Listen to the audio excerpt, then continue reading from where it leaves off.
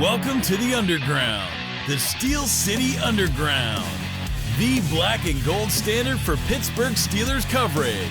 Now, here's your host, Joe Kuzma and Brian E. Roach. Hello, everyone, and welcome to another edition of the Steel City Underground podcast. My name is Joe Kuzma, and creeping in over to my side here, my colleague, my good pal, my friend, my buddy, my cohort, my partner in crime, my co-host, my co-pilot, the bombardier with his bobblehead, Mr. Brian E. Roach. What's going on, man? So clearly you and I don't know anything at all, but the bobblehead knows. Wait, what's new? We don't know anything at all. What's new? I know. So the bobblehead is 1-0 in picks so far for the year. Let's just be clear. The bobblehead is 1-0. I've got a question for you, though. Will the bobblehead ever pick the opponent? Because I think we were both leaning towards the Bengals, and that almost happened, man. That almost happened. I mean, how were you feeling? I mean, I was sitting there, not to brag, humble brag, I was at Paycor, and it's like, I'm not going to stand around and like wave a terrible towel in anyone's face like there. I might get stabbed or something from one of the Northern Kentuckians. But I mean, it feels good to have a victory, a conference victory, a division victory, and defeat the defending AFC champions. But that was far from a pretty game, my friend. I can tell you that many people were questioning, why aren't you tweeting more? Why aren't you excited after, a billion zillion turnovers and all the sacks and everything else? I said, I can tell you why, because it's 17 to, or 16 to 10 or whatever the hell the score was at the time. I'll tell you why, because we can't score. And if we can't score, I can't feel comfortable. Yeah. And field goals is not going to cut it. I said, I told my wife, I said, you watch, it's going to come down to the last second of the game, and we're going to risk losing by 1 point. And I actually think I probably said we're going to lose by 1 point. And then my wife comes down and they scored, and she's like, oh, no, it's over. I said, well, it's not over yet. They have to kick the field goal. And, of course, I didn't know they had long snapper issues. Not that I'm going to count on all that. And then, Mika comes through, blocks the field goal or blocks the extra point. Then we go into overtime. They try and win in overtime. They don't win in overtime. We try and win in overtime. We don't win in overtime. I'm now convinced no one wants to win the game, and I'm just going to be pissed off because it's going to end in a tie, which is going to just make me crazy nuts. And then, of course, Boz finally comes through. Yeah. And it's funny. There it was. I'm convinced someone in the stands in Cincinnati, either a big, giant, huge person, inhaled heavily and did one of those, because if you watch that kick at the one he missed, the one that donked, boink. It went like this, and it was like, whoa, who blew on that? Oh, the Boswell one. The McPherson one was even crazier, man. That was terrible. Laces in, high snap. Let's speak on that real quick, because I've been getting some, I like to say kvetching anymore. I don't know why. It's like the new buzzword, you know what I mean?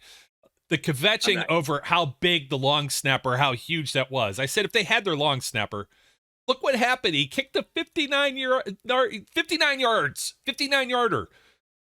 early in the game. I mean, they didn't go for it on fourth down. They didn't punt it. No, Zach Taylor sends his kicker out there.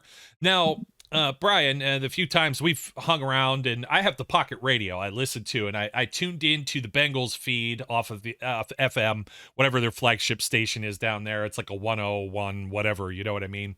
And I was privy to the information before they flashed it on the scoreboard at Paycor, but it's not like flashing the name of the long snapper.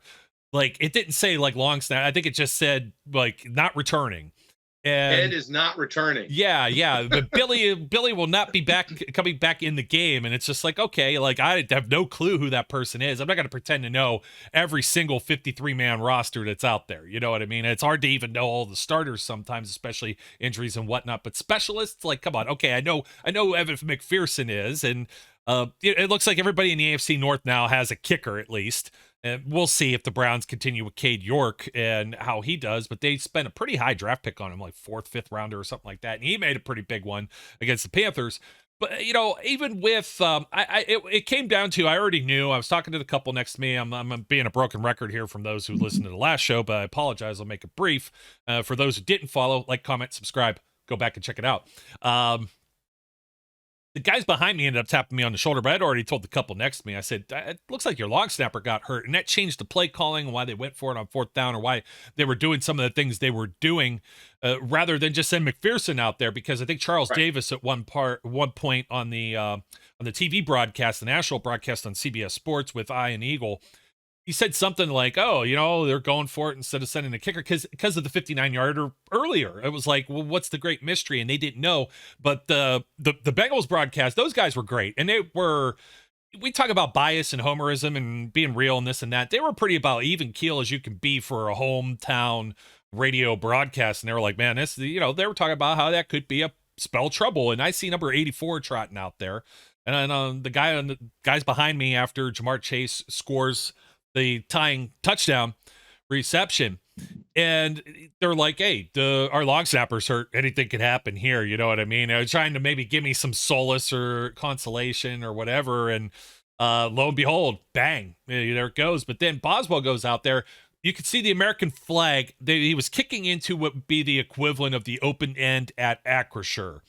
And you could see the giant American flag is just whizzing like to the, it's at his back, but it's at an angle.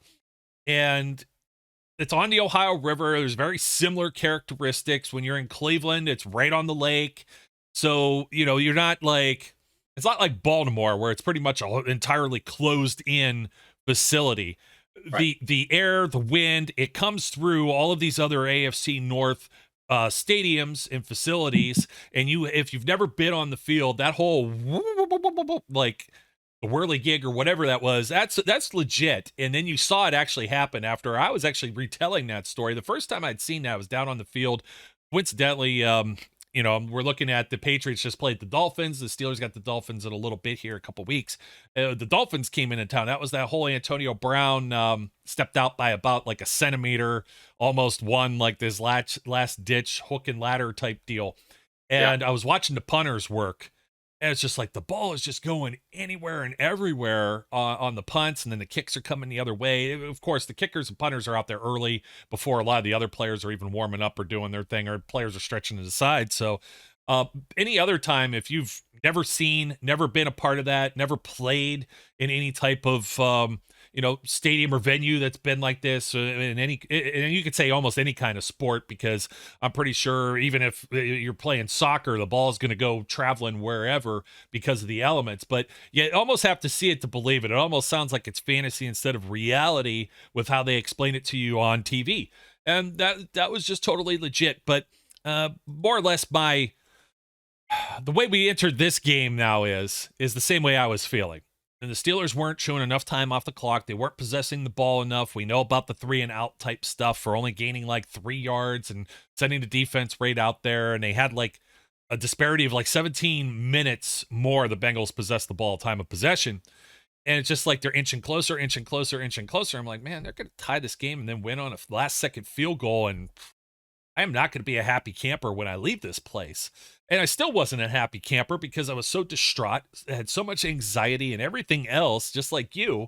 It was very hard to celebrate a win.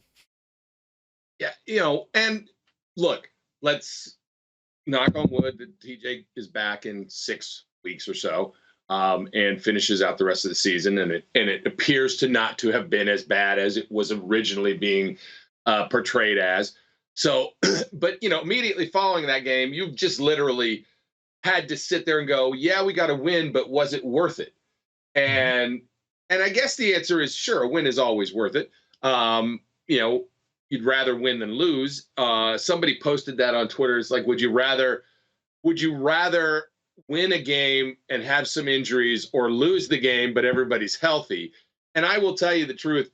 If it's early in the season and it's a non-divisional game, I'd much rather take the loss and have everybody stay healthy.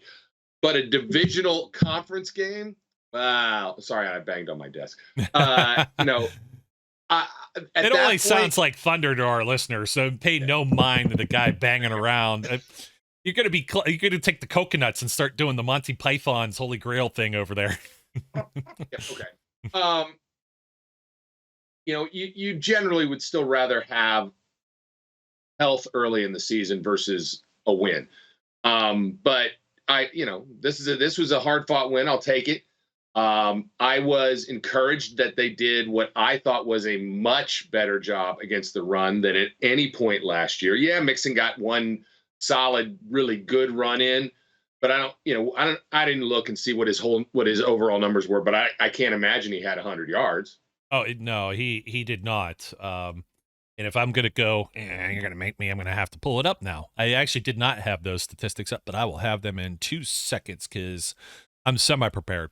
Joe Mixon, he had 82, which 27 carries was only a 3 average, which is a lot better than what the Steelers had been giving up prior to that. Major improvement. Yeah. Which it all fits into the same thing. You got the big bodies back there. You got more of your consistent line. I don't know. I know Liao walked off with an injury at one point. That was an interesting, by the way, that was an interesting active versus inactive piece and shows something. Yes. So that was different. But as long as they can continue and stay healthy, the defense was super encouraging. The offense was absolutely exactly what I would have thought it was going to be very blunt and very frank. Worse. I had a little bit of hope that worse than I expected. It was exactly what I expected. I was hoping for at least maybe like a drive, it was very much aided so by the defense, and I was expecting maybe at least field goals. I'm like expecting like I said, Charlie Batch, Byron Leftwich type stuff, like where you got Jeff Reed and Sweesham's foot putting the ball through the uprights, and maybe Troy comes away, pick 6 or interception. I can't say Ike Taylor. He didn't really pick off enough, but James Harrison or Lamar Woodley or whatever you want to say, strip sack, something in that territory, and you're eking out like a close victory. But should note the 133 yards gained on the ground by the Bengals. We're also talking about 5 quarters of football where there was 100 snaps and 94 offensive plays, the other 6 in disparity because of penalties or whatnot on either side. Take away the big run by Joe Burrow, and are they under 100 yards even for the game? Yeah, his long, actually, since I still have it here, it was a 31-yarder, so just a smidge. Close. Yeah, 102, which would be quite the achievement for that Steelers defense. Larry Ogunjobi, I thought, looked pretty good. DeMarvin Leal got quite a bit of PT, and I was going to pull that up real quick because I don't know that I actually had the snap counts or went over them, but he got about 17 snaps, which is pretty healthy for a rookie defensive lineman with the Steelers. And some of that necessitated just by the fact of how much are you going to leave Cam Hayward out there. Cam Hayward played 57% of the game. Ogunjobi was 53%. So those are your horses up front. Wormley was 41, Alou 33. So they had a pretty good mix. I mean, even Robert Spillane plays 29 snaps. Malik Reed, 32. Obviously, some of those in OT because TJ went out, and now he's going to be the dude that everyone's they're going to rely upon.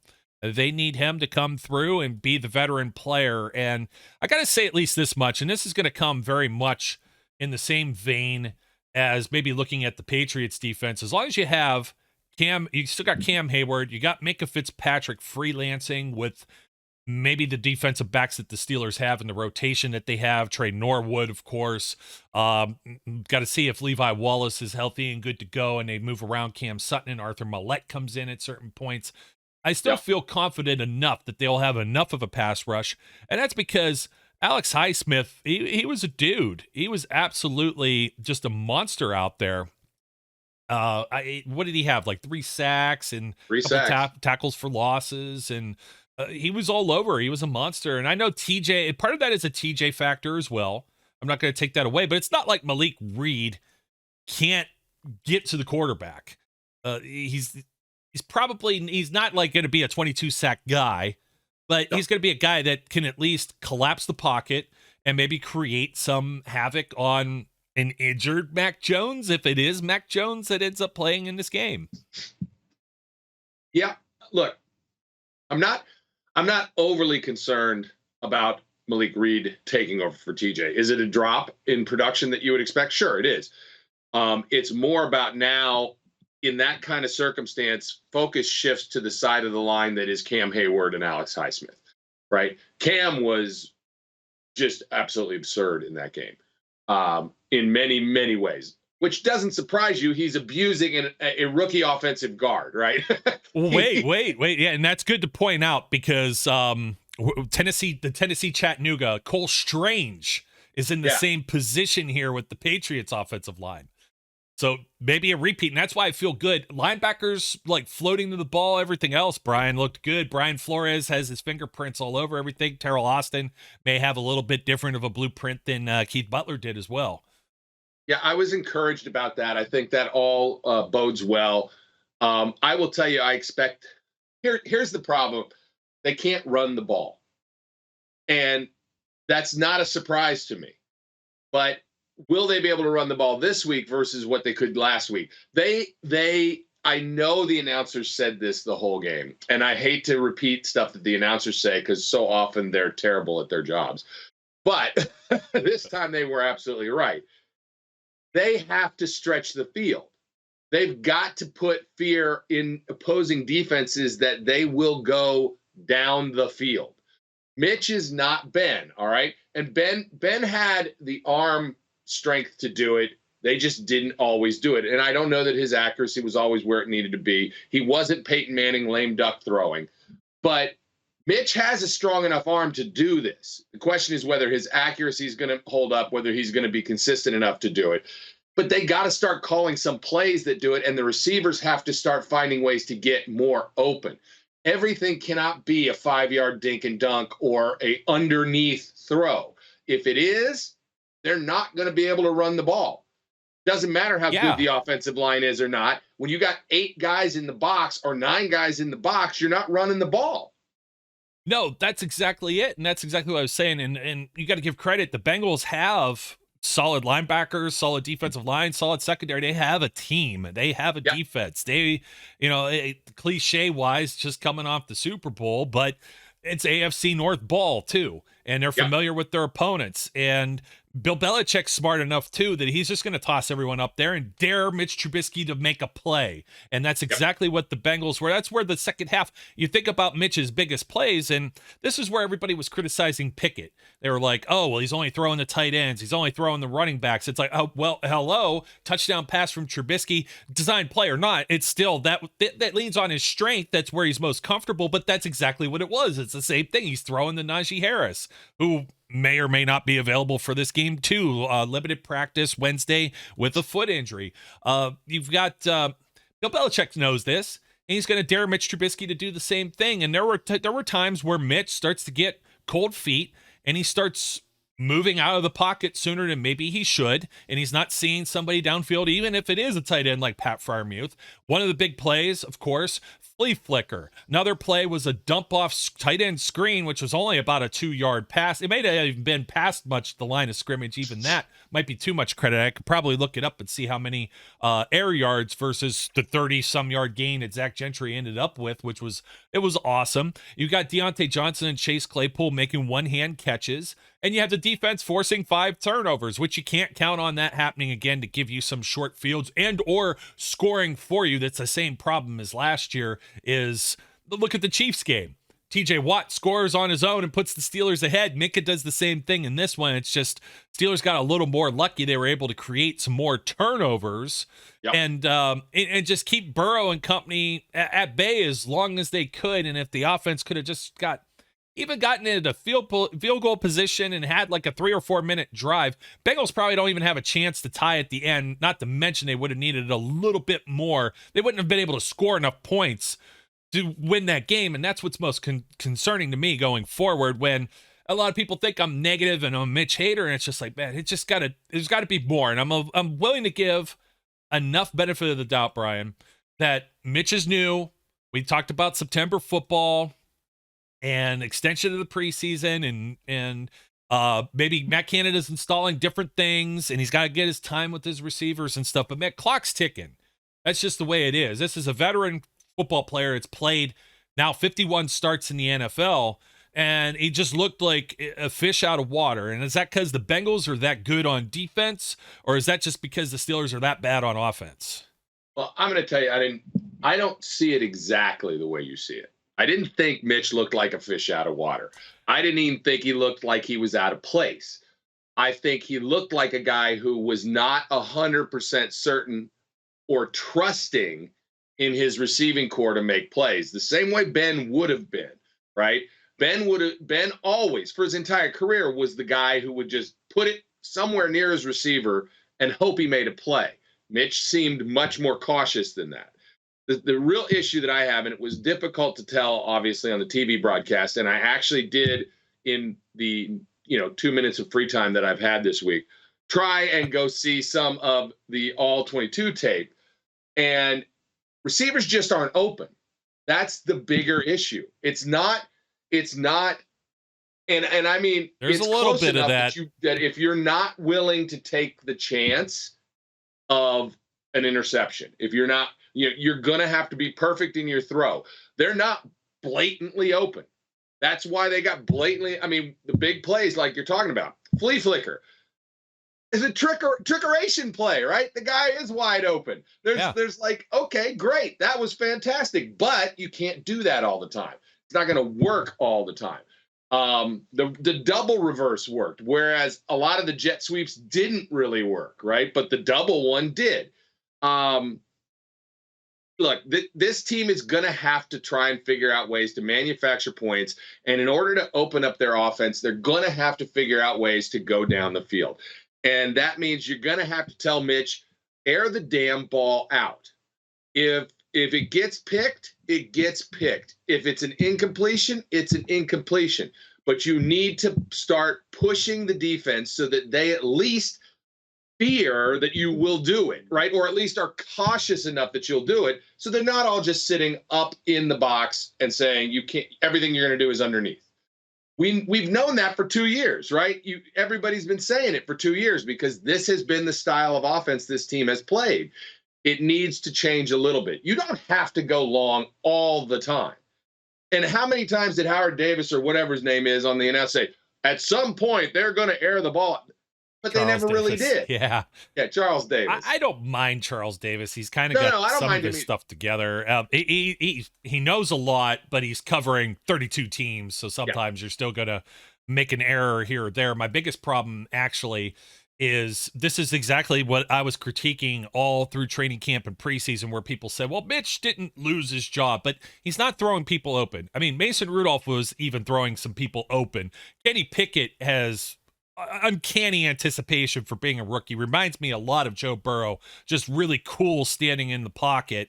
And you got to still be able to stand in the pocket. This mobile QB BS is only going to get you so far too. It's backyard football. You saw what happened when Mitch rolled left and had nobody to throw to on one of the plays.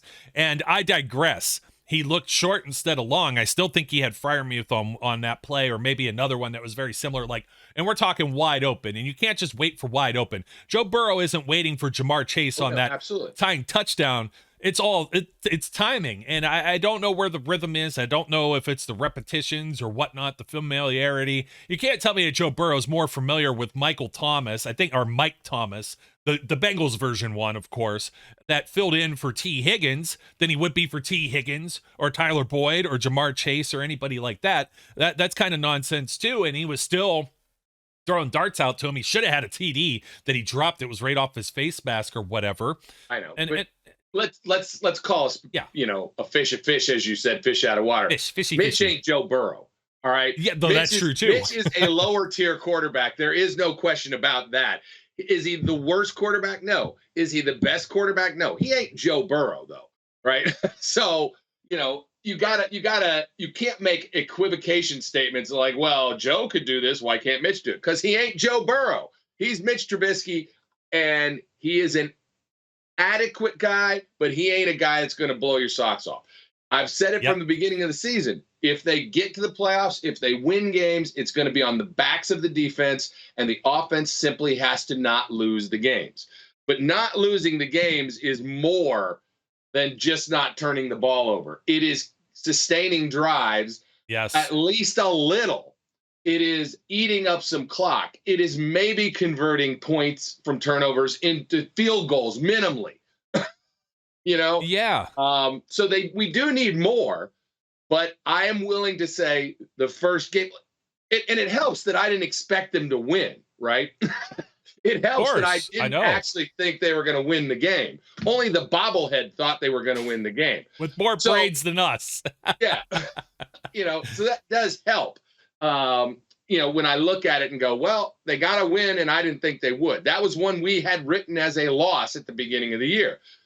And so now they've got to win. That flips one of those games. So if, in fact, they can keep going, if the defense can sustain, and if the offense can improve, something different going on here. Yeah, offense definitely has to improve. The numbers for Trubisky, like I said, first half 7-10. That's 70% completed, 77 yards and a touchdown. That short drive was only like 5-6 plays, aided by George Pickens with the pass interference. But that's what I'm saying, man. It's like, look at that catch Deontay made. Freiermuth catches everything. Crazy. We've seen Freiermuth make incredible catches, anything that's within his radius. We've seen Deontay do it. We've seen Pickens do it in the preseason and throughout training camp, and couldn't hit a barn door in the second half. It was 7 of 15, 46.6 for 36 yards. And OT at 81 yards, 53.8% completed. But, of course, you had Freiermuth on the free play, and you had Deontay go on Air Jordan, like totally stretched out. And we've talked about Odell Beckham, and that's the only reason he was famous is for that one-handed catch that he made, and this is in the same category of that. And it is and isn't to just necessarily throw Mitch under a bus, because I'm trying to make a couple excuses for him too, but it does have to be better. Throw some guys open. Nothing looked easy. That's the thing. It looked like a struggle. It felt like a struggle. And if they continue to struggle, defense are they going to force 5 turnovers on the New England Patriots, no matter who's playing at quarterback?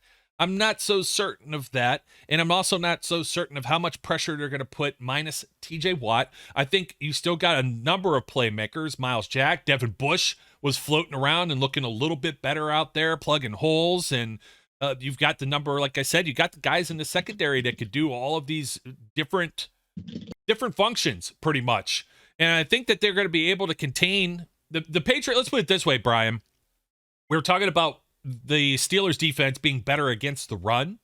And normally I would probably just go out on a limb and say, well, this is the way Belichick and whoever the heck is calling the plays there. I don't know that they have an OC between Joe Judge and Matt Patricia right now, and who's got all their input, but it's not Josh McDaniels anymore that's out there. So Mac Jones has a different OC. I'm not sure if it's really that much different of a system or a game plan, but we know they've always had like a platoon of running backs, and they keep them healthy, and they try and impose their will and play very much close to the vest, the same way we'd like the Steelers to play as well.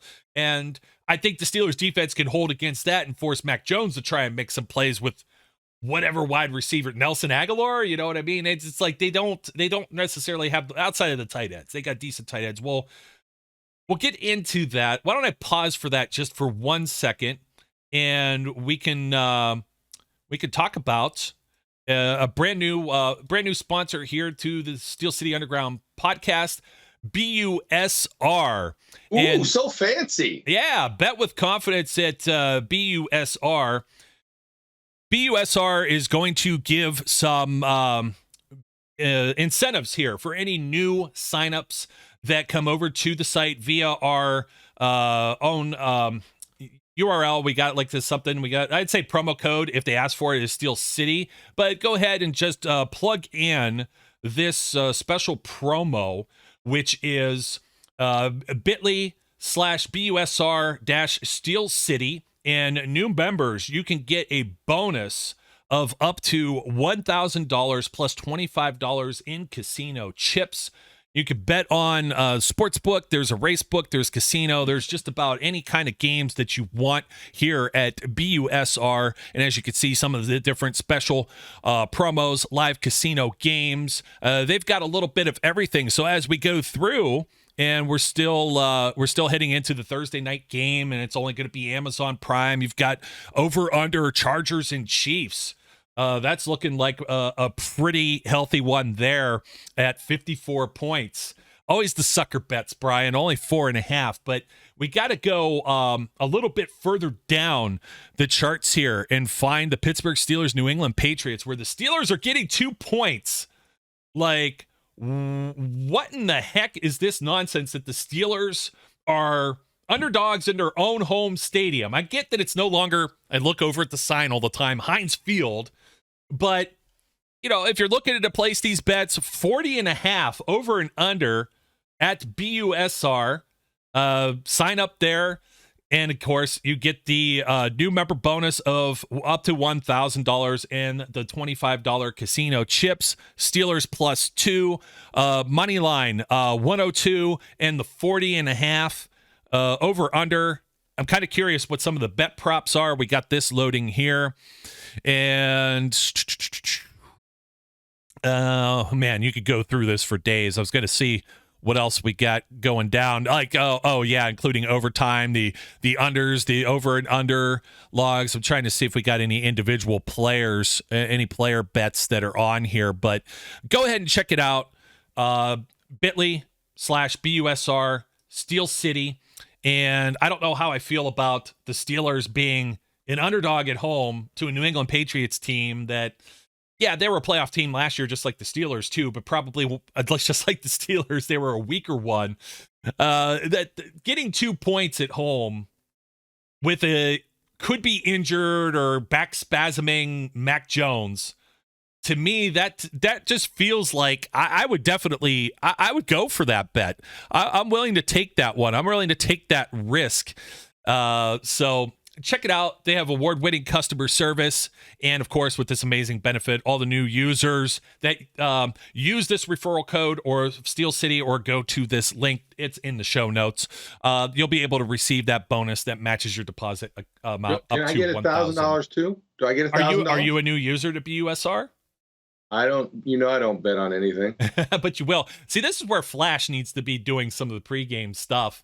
And I know he'd be all over this. I mean, dude's betting on the Pittsburgh Pirates, like, and heavily betting on the Pirates. And I mean, that's just, we need to have one of those, if you have a gambling problem, please call 1-800-I-GAMBLE-TOO-MUCH and make bad decisions on the Pirates. Yeah, maybe. And you know what? Of course, folks do have those gambling lines. And if you happen to be in the state of Tennessee, they have the red line that you could call too. So don't forget, if you have any problems, I don't want to get into that, Brian, but addiction is a real thing. So I always got to mention that as a disclaimer here whenever talking about sports betting, sports books, anything of that nature. But of course, hey, BUSR, welcome aboard. Thanks for being one of our sponsors here on the Steel City Underground podcast. And now we get to go into a little bit more of the show. 40.5, right? Is that what I ended up? I'll bring it up. Yeah. I'll bring it up one more time here on the screen if I can. I gotta go backwards, of course, which is always fun. 44.5 between the Ravens and the Dolphins, and of course the Dolphins traveling after their big win there against the Patriots last week, and that'll be some of the comparisons and things we could talk about because the Dolphins were able to strip sack Mac Jones and score a tutty off of that. And that was what was the final score of that game? 20-7. So it wasn't like the biggest, highest scoring game. Some of the possessions, the Patriots gave it up on an interception, a punt, a fumble, and a punt. That's how their first half went. They ended up putting together one touchdown drive in the third quarter. It was the only possession they had, but it was 15 plays, 82 yards, and almost 8.5 minutes of game clock. And that's something I would like to see the Steelers do here or there, but it's not incredibly realistic. They just got to be able to prevent those things. And of course, the Patriots went down there 5 days early. You could talk about it being in Miami, they just don't have the kind of luck. And actually looking at some of the things on BUSR, I got to look at that Colts and Jaguars line as well, because the Colts haven't won down there in a long time. They're going down there for week 2, and it's supposed to be like at 85 to 90 degrees in Pittsburgh itself. So it's going to be a little, it was humid in Cincinnati as well. And guys aren't necessarily in 100% playing 100 plays on defense or offense, football shape, let alone playing 60 plays. So you got to hope they've recovered and the lactic acid buildup and everything like that. But the Patriots offense, punt, a turnover on downs, and then a fumble to end that. Just the 3 possessions there, 4 possessions total in the second half, but 3 in the fourth quarter. There wasn't necessarily the best offensive showing overall, and you got to kind of hope maybe that Pittsburgh can do what the Dolphins did. And I think Pittsburgh's got, minus TJ Watt or not, I think they still have a good enough defense where they should be able to hold Mac Jones and company, and maybe they could do some of the very similar things that the Dolphins were able to do. Won't have like the hot weather and the sun and everything, and the sun shines at 1:00 on that sideline where the Patriots stand at Hard Rock Stadium in Miami. Let me see. The time of possession was only 5 minutes in favor of the Dolphins, more than the Patriots. They were able to sustain a little more. They had, let me see, a total of 17 first downs, 10 of them passing the football. So if the Steelers just bottle up the run and make Mac Jones make some plays, I got to say, I feel, even though we said the things and it was mostly negative of what we said about this win over the Cincinnati Bengals, I think the Steelers should, at home, be able to squeak out a very similar victory, just provided they could get 1 or 2 more possessions that are a little more sustained and kind of even out that time of possession between the two teams. Yeah, I have this feeling. It's difficult to actually think that a Bill Belichick-led team is going to fall on its face 2 weeks in a row, because they fell on their face in Miami. I don't know whether Miami is going to turn out to be as good as they may have looked in that game. I certainly don't think that the Patriots will turn out to be as bad as they looked in that game. But that being said, you're not talking about the Patriots playing the Chiefs here, right? Yeah. So, Miami's defense has been solid the last couple years. So I'm not going to take anything away from them there. It's just, I'm a little concerned about this game because of that, right? This is a bounce back game potentially for the Patriots. 2 in a row on the road, though. Yeah, it's 2 in a row on the road. And that is certainly, something to consider. But, the thing is, Belichick has the ability to generally take away the thing that's going to cause you the biggest problem, or it's going to cause him the biggest problems. Right now, he got the benefit of the thing that was probably going to cause him the biggest problems not being around.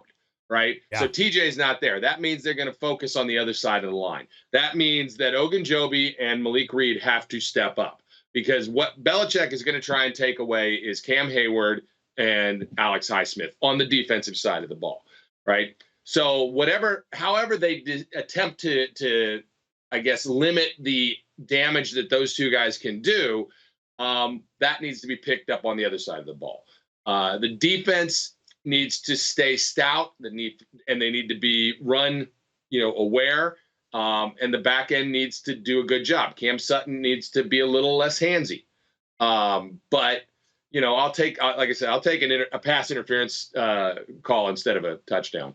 But yeah, and so will they. That's why they do it. They're smart enough to know when to grab. But the other part of this is that this was a emotional game in Cincinnati, obviously with all the ups and downs. So this is it, even though it's the first game of the season, right? This is the kind of game where you could conceivably see a letdown on the Steelers side. So it's up to the coaches to make sure these guys are focused on what they need to accomplish. Look, if Mac Jones is playing or not playing, I don't really care. I don't think much of Mac Jones. So that doesn't really bother me that much either way. I think they simply need to be on their P's and Q's. The defense can play steady and solid, and the Steelers can end up winning this game. I will tell you, I will not feel that same level of confidence after the first half if the defense has spent 22 minutes on the field. I wonder what the maximum could be just with running plays or play clocks. But you also got to throw out that, Zach Taylor made a couple of bad clock management moves just as much as maybe Mike Tomlin or Matt Canada did in that game too. They both weren't, I think, on their A game. And again, week one. I mean, week one's it for everybody. Referees, coaches, everybody it's week one. It's not just the players.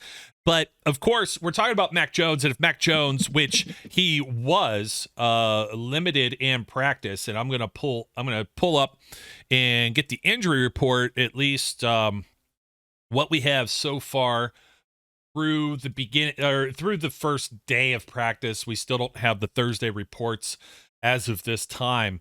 And basically what we're looking at here is, I got the Steelers one up first, but let's go over to the Patriots. Jawan Bentley, one of the starting linebackers in their 4-3 defense, did not practice with a toe injury.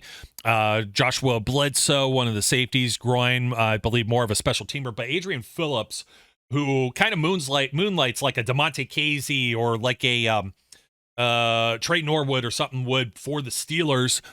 He was limited as well, and that's kind of a big one on the Patriots side, because then you would be out a linebacker and then maybe somebody who fills in one of the sub packages. And of course, we see that Mac Jones here was a full participant, but they are kind of managing that. I think I said limited earlier. I meant to say full. I got the cheat sheet right in front of me. And while we're at it, might as well talk about the Steelers too, because Najee Harris limited with a foot, but he says he feels good and he says he's going to go. So we'll see if Najee can go. Levi Wallace with an ankle, he left the game early just on Sunday as well. Precautionary. I think the Steelers are loaded enough at those positions, but starting to get thin. You had Casey go on IR to start this whole shindig. You had Carl Joseph go on IR for the entire season. I mean, where they had the riches, now they're not necessarily as deep as they once were. Robert Spillane, who left the game too, was a full participant, but Mason Cole was still limited with the ankle. And J.C. Hassenauer came in there and nearly gave you a scare too with the snap.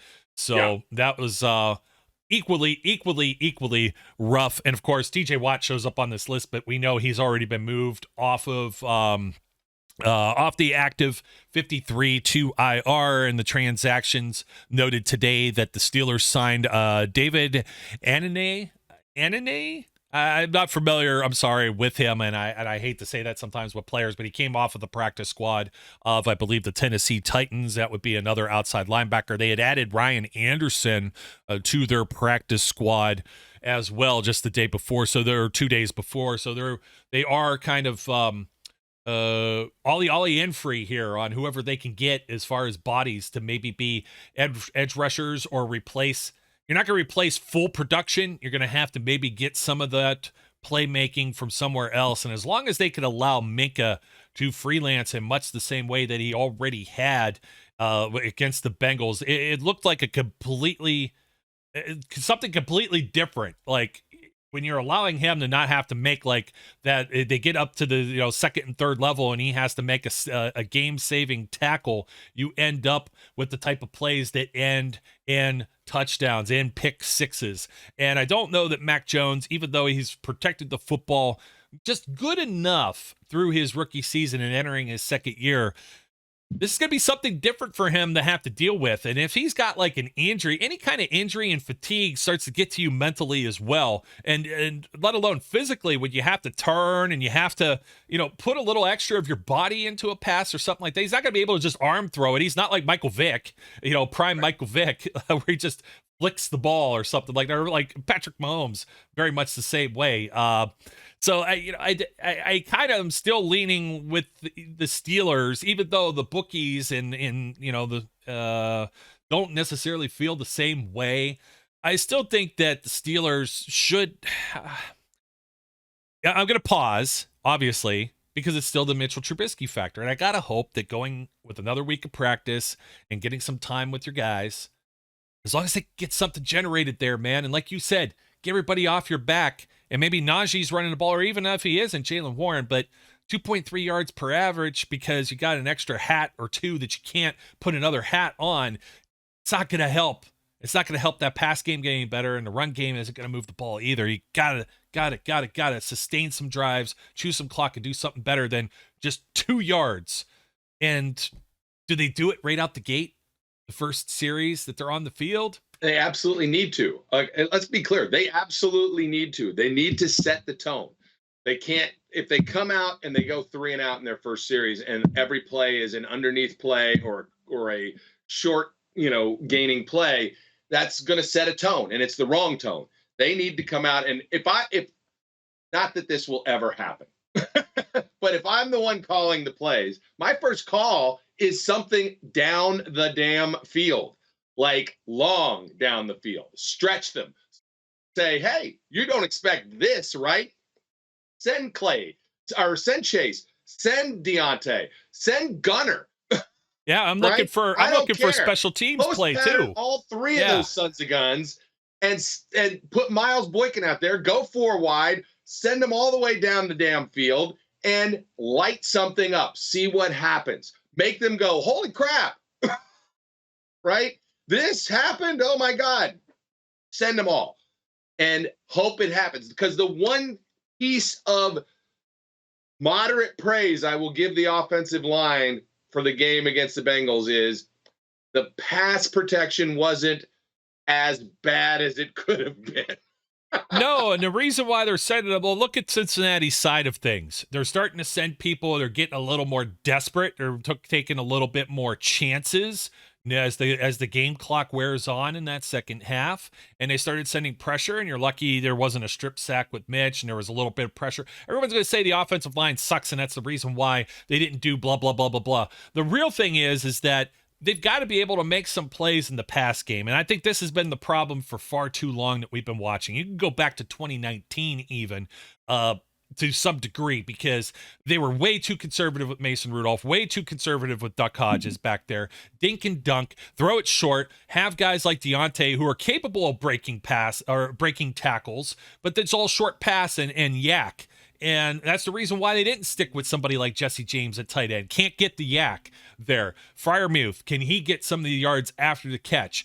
It's hard for me to believe. I do like the utilization of Chase Claypool, and I think some of the jet sweep, jet motion thing opens up some opportunity for the run game and to mix some things in and get some play action. But play action ain't working if you're not running the ball whatsoever. We did see Trubisky get under center, and there was one where they tried a play action, and that was the near safety play, and I was like, oh my goodness, you're going to run a play action here. I guess you might fool somebody, but I think Freiermuth was on the end of the line there and didn't chip. I think it was Sam Hubbard. I think Trey Hedges said, it was Sam Hubbard on that one. Oh, man, you're not going to get away with that with the New England Patriots. With Matt Judon, for example. Matt Judon is a pass rushing specialist, but we've seen Dan Moore. He's tied up Myles Garrett before. He's done exceptionally well against some of the league's better pass rushers, but your game plan's got to be able to benefit that guy, not having to choose which of the 2 or 3 men are coming through the Swiss cheese now as they're bringing the house. And that was kind of part of the problem that was going on there late in the game. As you said, like 8 in the box, like force Trubisky to make a play. Yeah, they're going to have to, again, not to be a broken record, but they need to come out. They need to set the tone, and they need to figure out how to generate some offense. They don't have to be the Kansas City Chiefs right now, all right? They don't have to be, a 30-point a game offense. But they do have to be able, right, to give the defense a breather and to make other teams pay for mistakes. Yeah, I totally agree with you there, Brian. I'm not sure what else I could really harp on. I guess the biggest thing when you're talking about Patriots should be able to maybe run the football. And Maybe. yeah, and to some degree, you got to look at the tight ends that they've got as well. They're pretty stacked there with Hunter Henry and John Smith. I think both of them are athletic. You've just got to watch. It's a little bit different of a matchup than what you would have dealt with the Cincinnati Bengals. Yeah, look, I think the Bengals last season were a decent run team. Were they the greatest run team? No, but they were a decent run team.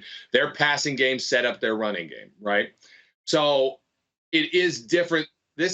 New England is a team that wants to emphasize the run more so than Cincinnati did. If the defense can play at the same level against the run against this team, I will feel encouraged for the rest of the season about our run defense. If we get gashed in this game, then it's going to be very concerning. So we will see. I have more confidence going into this game that they can manage the run. I think Miles Jack does a good job of filling. I think Tyson Alualu. I think Larry Ogunjobi. Obviously, all those guys make a difference over it being the montage of people that they had running in. I think, it's a better mix. I didn't think Joe Schubert did the best job last year against the run. We all know Devin Bush had an off season last year. I actually saw some signs in that first game of maybe him having a bounce back year. I also saw him make some mistakes. So, give or take, it's both. You can go both ways. But at least there was some positives to take even from his game in that first game. The defense, like I said, the defense just needs to play solid. If they can keep the Patriots, in check, which they should be able to do. Again, that doesn't mean they keep them off the scoreboard entirely, but keep them in check. Don't let them essentially, maintain drives all the time. Don't give up the big plays. Don't give up the big giant runs. Then the defense will have done its job. If the offense, if we get, like I said, if we get to halftime and it's 7-0 or 7-7 or, some other low scoring game, but the defense has spent more than half of the game on the field, then I'll be worried. Yeah, absolutely. And that's where I'm at. And I think that's where we got to leave it. I think we looked at it. Final pick. What did we pick for this game originally? Do you happen to recall? I do. You and I both. We both said this could be a win. This should be a win because we don't like Mac Jones. Yeah, I believe so. I believe that's where we left it.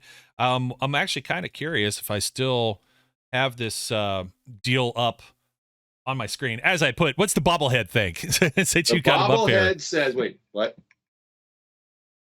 Bobblehead says, victory. Bobblehead says so we cheesy. win. That's so cheesy. We are on the same page as the bobblehead. Let me see here. I think I saved our picks, and I'm trying to pull it up here. Oh, let's see. I don't have the full thing. I don't, unfortunately.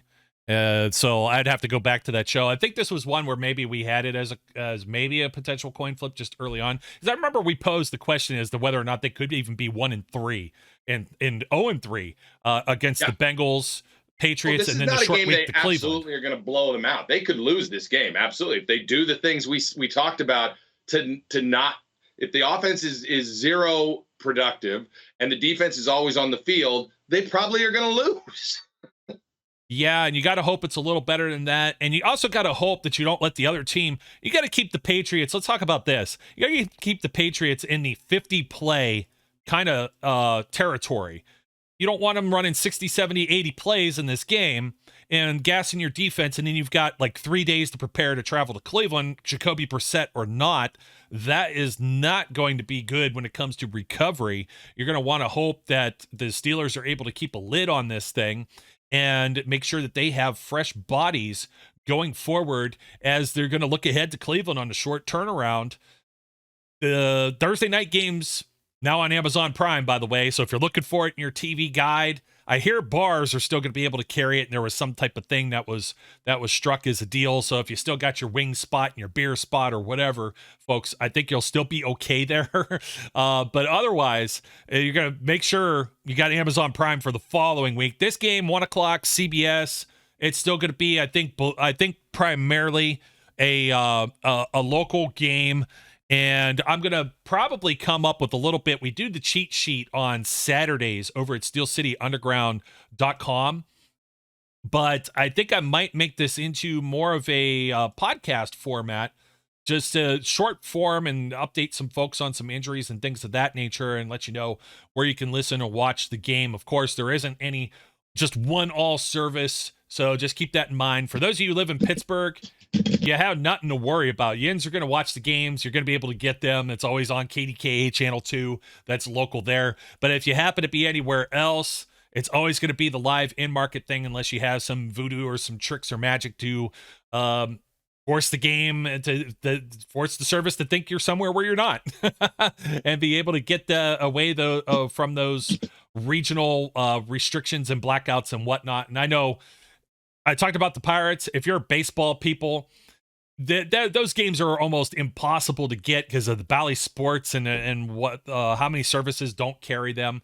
So there's still nothing, unless you have a dish, unless you have DirecTV or something like that with the Sunday ticket. You're almost kind of SOL unless it's a national game. And I was going to try and pull up real quick and see if we actually have the broadcasts, and I think we do, Brian. I'm going to pull it up here real quick and try and blow it up on the screen. So New England and Pittsburgh is actually the red here, and this is courtesy of 506 Sports on their website. You could always go on and they'll tell you all of the various details. If you happen to be in this little slice of Ohio, this is problematic for you. You're going to end up with a junky game like the New York Jets at the Cleveland Browns instead of the Steelers are pretty much everywhere else. The yellow, of course, is the Colts and Jaguars, and for some reason, well, I guess Miami makes sense in those small spots. I don't know why Miami and Baltimore over in Louisville, Kentucky area, but that's not for me to figure out.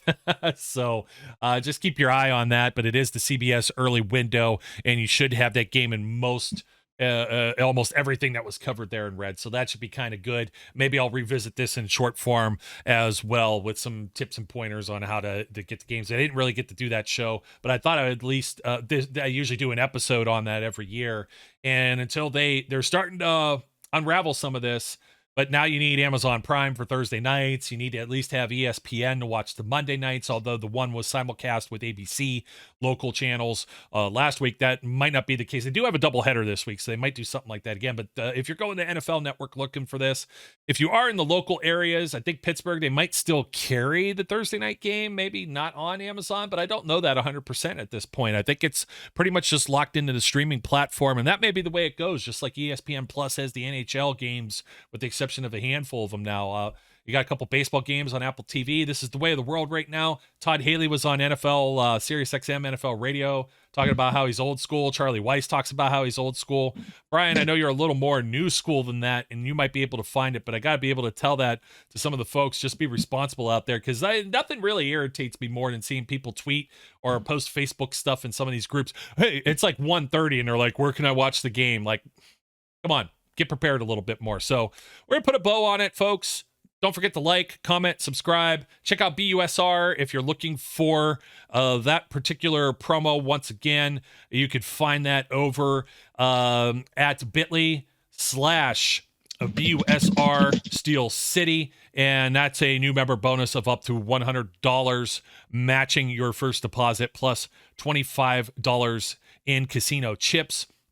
So make sure you check that out. We're very happy and humbled to have them as one of our new sponsors, many sponsors. We've got a lot of different folks that are coming aboard here on the Steel City Underground podcast. We've got some more coming here in the near future. And of course, Brian, it's always good having you here with your fancy cap that they wear on the sidelines. Brian didn't want to match me. And, my cousin was doing the same thing. He doesn't want to wear the same jersey on Sunday. And it's like, now I can't wear TJ. I don't know that. Now you changed hats.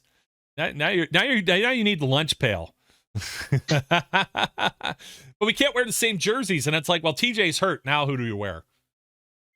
You got any suggestions? Whoops, I put it on badly. Now I look like Quint from Jaws. Just don't end up in a Shark Tank, my friend. No. So, hey, thanks for taking some time out of your busy schedule. And the same to all of our viewers and listeners that are out there. Again, check out in the midweek, we got a little bit of a variety show as well, a little more entertainment with Terry Fletcher and the WTF podcast. A little bit different flavor. It's audio only right now. I'm trying to get Terry to go on camera. And she's warming up to to the concept, but Terry is one of the folks where she's looking for the game at 1:00 on Sunday too. So she'll be happy to know. Her husband might be listening and relay this. I'm not making fun of her, but I bet he's laughing too. Some folks do this too, Brian. They got the NFL Plus package, which doesn't give you anything live, but they just throw their phone like in the other room in a drawer or something and then just ignore everything until about 4:30 and then watch the replay of the game fresh without seeing any scores, without being spoiled. And that's one way to get around it, particularly if you have a busy Sunday. You got some of the rugrats that are running around, kids or grandkids that are involved in sports. I know there's some football games or soccer games on Sundays and things like that. I'm not immune to it myself. I've just been so fortunate so far. Most of our games, my daughter cheerleading and playing soccer, have been on Saturdays. That cuts into my Buckeyes schedule, of course. But I digress. It's just me crying over spilled milk the other way. But she's been very active this late summer and early fall that's approaching us. So once again, folks, we appreciate you watching and listening. My name's Joe Kuzma. His name's Brian E. Roach, the man with multiple hats. And bobblehead. Well, I don't know about you.